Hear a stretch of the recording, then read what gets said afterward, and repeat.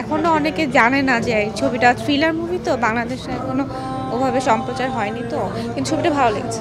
আমার 17 বছরের চাকরি জীবনে এমন বিভৎস লাশ আর দেখি নাই স্যার। চমৎকার হিস্ট্রি, 10-এ 8। গল্পটা খুবই সুন্দর, ইনভেস্টিগেটিং, ইন্টারেস্টিং, বাট হিস্ট্রিটা একটু স্লো মনে হয়েছে, একটু ফাস্ট হলে আরও ভালো হতো।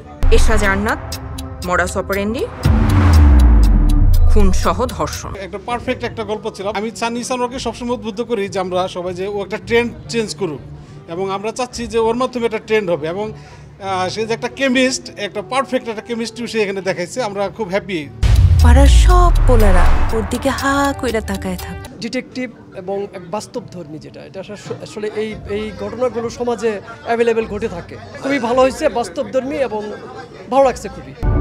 আমি যদি তোরে না পাই না, আমি তোরে কাউরে পাইতে দিব না।